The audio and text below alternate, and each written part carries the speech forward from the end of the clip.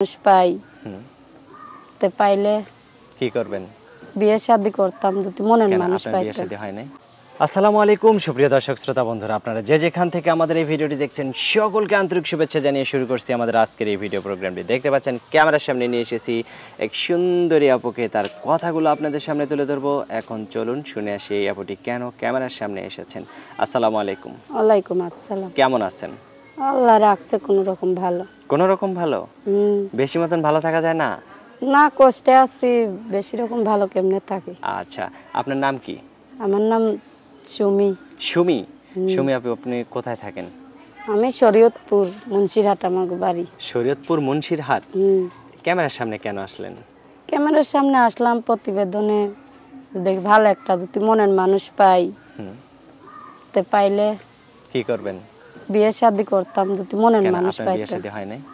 হয়েছিল, স্বামী হয়েছে জুয়া খেলা, বড়ি খায়, এই যে নেশা করে, এগুলো করে, তারপরে মারধর করে, পরে আমি নিজে ইচ্ছেই ছাইরা দিছি। আরেকটা বিয়ে করছে আমার একটা, আবার আরেকটা বিয়েও করছে? হ্যাঁ আরেকটা বিয়ে করছে। তা ছিলাম কিন্তু সেখানে ছেলে মেয়ে আপনার কয়জন?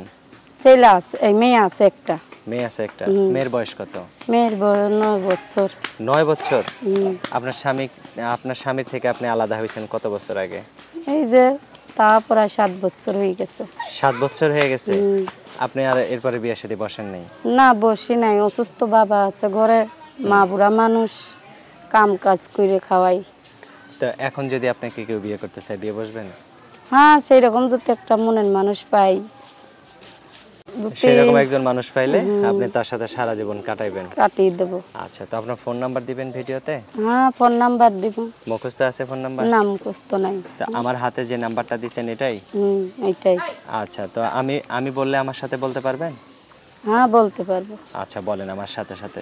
013 013 100 100 70 70 88 88 0। এটাই তো আপনার নাম্বার? হ্যাঁ, এটাই আমার নাম্বার। আচ্ছা, এই নাম্বারে ফোন দিলে আপনি ধরবেন তো? হ্যাঁ, এই নাম্বারে ফোন। এখন যদি আপনাকে কেউ বিয়ে করতে চায়, আপনি তো বললেন বিয়ে বসবেন, আর আপনার মা অসুস্থ আছে, তা আপনাকে যদি আপনার স্বামী বিয়ের পরে নিয়ে যায়, তাহলে আপনি কিভাবে আপনার মাকে রেখে যাবেন?